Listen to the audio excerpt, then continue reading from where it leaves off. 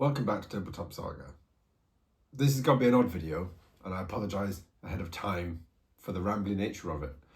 You see, this is a topic that I've been trying to write down, work out in my head, articulate into some form of argument, and actually it eludes me. So what I thought I'd do is sit down, I'd chat to you, and hopefully what comes out is an argument that makes any semblance of sense. So I thought I'd start off by explaining what prompted this video, and that is that recently I played my first game of Warhammer, the Age of Sigmar, which, okay, look, I know Age of Sigmar is probably a dirty term for a lot of old world players. It's the game that ruined Warhammer for us. They nuked the old world to bring Age of Sigmar in. So we should hate it, right? Well, no. I've already spoken before about how I think that the old world being a niche product that Games Workshop does is better for the game. So actually, I'm not too bitter about it. Now we've got the old world, Age of Sigmar can do what it wants, I don't care. But what did I think about the game? Well, I'm not going to say it's rubbish. If you came here wanting me to sort of rip it to pieces, you're probably watching the wrong video. But what I am going to do is talk fairly about it, because I'm not overwhelmingly positive about it at all. And I want to talk about how I think it's probably reframed how I see the old world a little bit. And I'll come to that in a bit. So to start, the round-based game, what did I think of it? Taken purely on its own terms, it struck me as being a very crunchy, very slick feeling game. And this is where I've really struggled to define what I want to say in the video, because I don't really know how to explain this. But it's that it felt very much that it was written with the rules in mind. The rules don't feel like they're trying to tell a story at all. There's a little dialogue box that will say something like, dwarves are short and tough, so their toughness is X, or this ability is because a dragon can breathe fire or something. But what the rule actually does feels, to me at least, very much like they wrote that rule because there was a gap in the rules in the army and it had to have it. And actually, you can kind of see these abilities duplicated between different forces that would otherwise be very different. But they've written the rules first, and then they've written a little dialogue box to explain the narrative reason for why the army has that ability. I think that's a fair kind of observation. And the rules certainly feel like they were written with perhaps tournaments in mind. They want them to be sort of fast, easy to pick up. There's really, when I say there's not that much going on, I don't mean that necessarily as a criticism. There's a lot of depth in the interactions between stuff, but that depth is more, you're thinking, what order do I need to do stuff in, and which unit would benefit more from me doing this particular ability to it at this point? And when in the game should I use this ability that I can only do one time, or what objective should I choose for this turn? Because that was the other thing, is that rather than what I'm used to, which is you have a scenario where you've got, say, an objective in the middle of the table and each army has to fight over that, it was evolving. So every turn you chose from a list of 6 objectives you wanted to achieve that turn, and you scored points for them. And you could only do each one once, so you had to sit and think, well, which one can I do this turn? And which one do I save for future turns? So it was constantly evolving, and again, that just seems to me, that's pure tournament stuff, really. And I think it felt like the iPad of wargaming. It was, how can I put it? It's just sort of like an experience that is like chess. It's a game that you turn up to and you play for that hour and a half period, and then you put it away, and then that's it. It leaves no impression on you. And for in its own context, as a pretty version of chess, I think it worked well. But in terms of being a game system or a hobby system, let's put it that way, it left me a bit cold.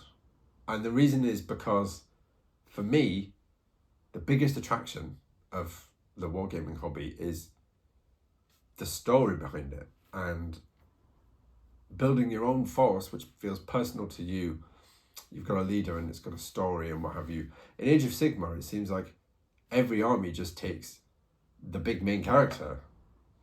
And I mean, that might not be fair, but you know, when I was in the shop, I played at a club that's in a shop, and every Age of Sigmar table I saw, there was a special character.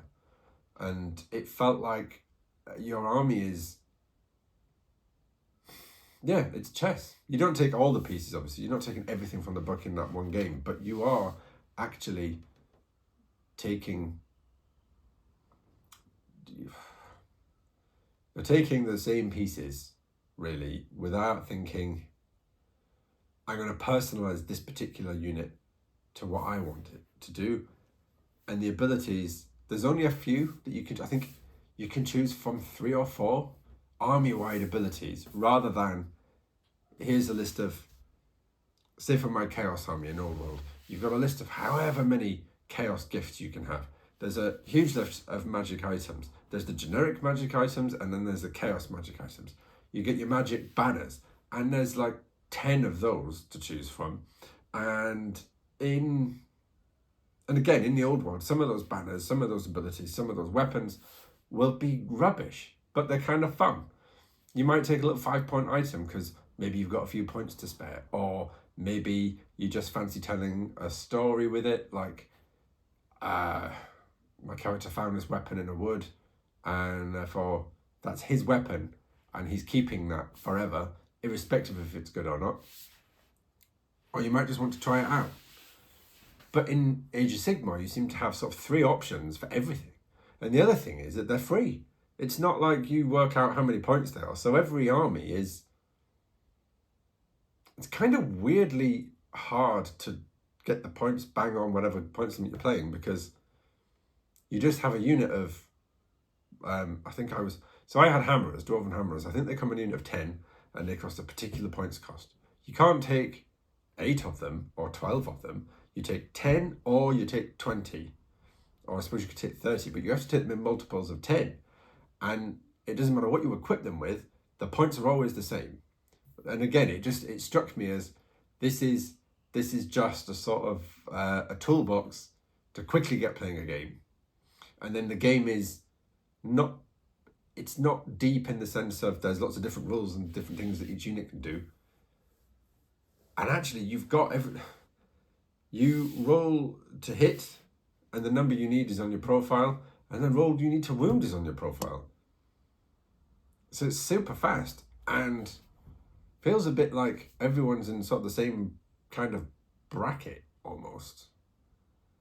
And no one feels truly kind of special, and no one feels truly kind of rubbish. It's a strange one.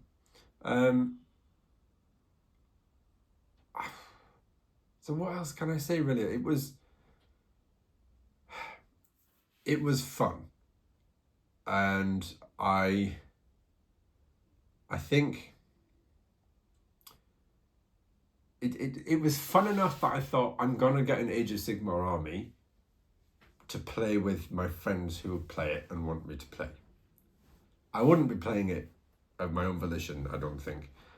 I wouldn't find people to go play it, if that makes sense. But the fact that my friends play it, I liked it enough that I'll join in with them. But I'm making sure that I'm doing an army I can use for the Old World as well. So I'm actually doing some Ogre Kingdoms, which I took a work in progress photo up of them. They're coming together very quickly, and you need very few models. So that's why I went for them. But I'll play some more games. But again, maybe it's because the kids of today like an experience where you show up with your painted army, where you follow the internet way of doing it with your base, wash, layer, highlight type way of painting. I'm not criticising that, by the way, but it's a prescribed method. You turn up with your army and you play this game, and then you walk away from it and you think about, ooh, how can I make the rules better next time? How can I make a more powerful army? And everyone seemed to talk about the meta, and everyone was talking about, oh, that unit is undercosted. That unit's too powerful, or overpowered, as they call it. And nobody, absolutely nobody, had named their characters. They'd not named their units. They weren't saying, this is the background story for my army, and this is why I've chosen certain stuff. And it was like an experience where they just turn up, they have their hour and a half, and they're done. Whereas I like to sit there and mull over the story. I'm constantly thinking about my armies and thinking about my characters and what story can I tell with my army selection and things like that. You just don't get that in Age of Sigmar. And this brings me to how I feel like it reframes my understanding of the old world. Because I actually feel like, firstly, there are groups of people who absolutely play the old world like those players I saw doing Age of Sigmar. So it makes me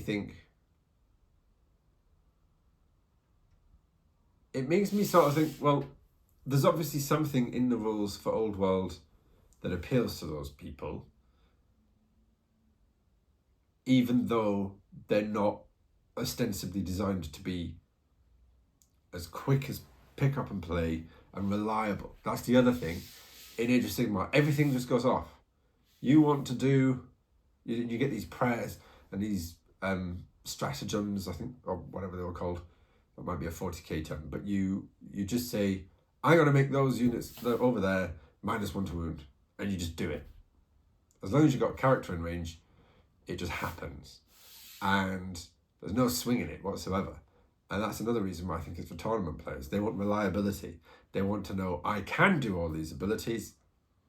What's the best order to do them in? Rather than, oh, I might not be able to get all those off. So I might have a great turn and they all work, or I might have a terrible turn and I get none off. And over time it averages out and you get some, what I consider to be really fun moments, but a tournament player might get really kind of upset about because it might ruin their plan. And Age of Sigmar seems to have removed all that in a way that Old World hasn't, actually. So I think that, again, it's interesting that tournament players still seem to like the Old World. And I think I've said before that I was a 6th edition player, so I never experienced 8th edition. But looking back on it, I've seen a few battle reports that people did of 8th, because I've gone back and checked, and I've read around 8th on the internet to see what people were sort of saying about it now and then. And again, it feels like actually they'd gone down the sort of let's please tournament players route with 8th. They had the step up rule and things like that. Just try and, I suppose, balance everything as much as they could. And Age of Sigmar now feels quite balanced to me. And it's interesting to me that the only thing that really seems to have been nicked from Age of Sigmar and put into Warhammer the Old World is the magic system, where it just goes off. You roll your dice, you're highly unlikely to have a miscast, you're quite unlikely to fail, and it's very likely to go off, and it's really about how powerful is that going to be, and then your opponent gets a chance to dispel. And that was what Age of Sigmar was. So it's interesting to me that they've ported that over, but they've left the other gumph in there and done the old stuff like your wound tables and your to hit tables from what I remember. So that's an interesting choice. I don't know why they did that. I still maintain that the magic system is the weakest part of Old World. I'm less aggrieved by it now I've played the game than I was when I was just theorizing about it, but I still think it feels weak. And much prefer the 6th edition magic system, which will come as a surprise to nobody. But in the context of Age of Sigmar, that system works because everything feels like that. Everything feels really streamlined and reliable, like it will just happen. And your opponent might get a chance to stop it, it might not. But in terms of what you do, just goes off. So I think it makes me appreciate Warhammer the Old World more. So this is my conclusion. This is what I mean rather by saying it's made me reframe my understanding of the Old World. It makes me appreciate the hobby aspect of it more. Because in Warhammer the Old World, I think the narrative still has more impact on the game. Even though there's not the dense sections of lore in the army books that you get, there's enough in the rule book and what have you to keep you going. And I suppose it's possibly hard for me hard for me to understand rather, if people don't do that, because I have a grounding in the narrative from 20 odd years ago. So I suppose I'm bringing an understanding to the table before I even pick up the book. So maybe I'm not best placed to comment on it, but it makes me think the Old World is still a hobbyist's game. And I mean hobbyist in the sense that you want to build an army that's yours. You want to paint it in your colour scheme, and you want to have characterful items. There's still mania. What do you call it? The still mania belief system, as it were, and it's a different hobby experience to Age of Sigmar. I can see why Age of Sigmar appeals to younger people if you're going to stereotype them and say, oh, they all have iPads and the attention span of a fruit fly. So on that note,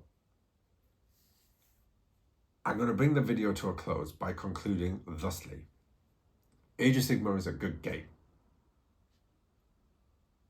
but that's where it stops.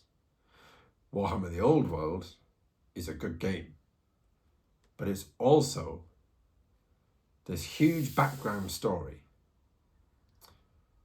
which feels relatable.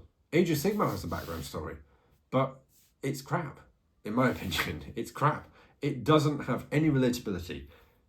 Warhammer the Old World, or the Old World rather, is based on our history. You look at Britannia, it's chivalry.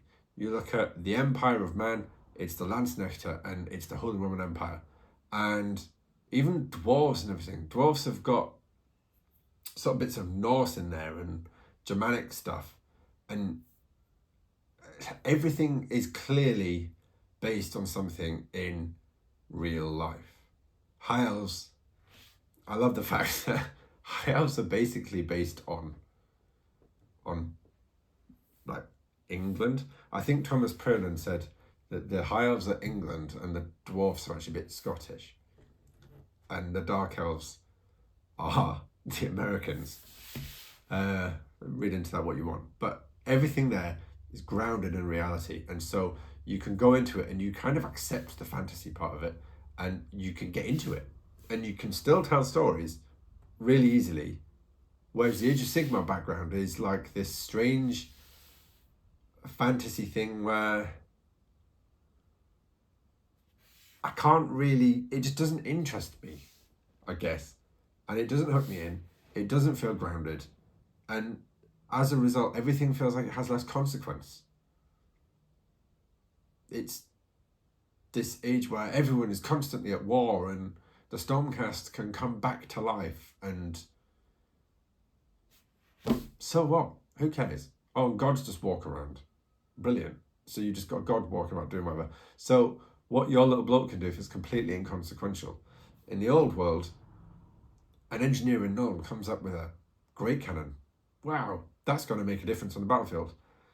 I don't know. I'm just rambling now. But I suppose it's difficult for me to really draw a line under where I think the Old World is better just because I played it back in the day, or where I think it's better because it genuinely intrinsically is better. And therefore I think every hobbyist has to find it within themselves as to which one they prefer. But for me, it's Old World all the way.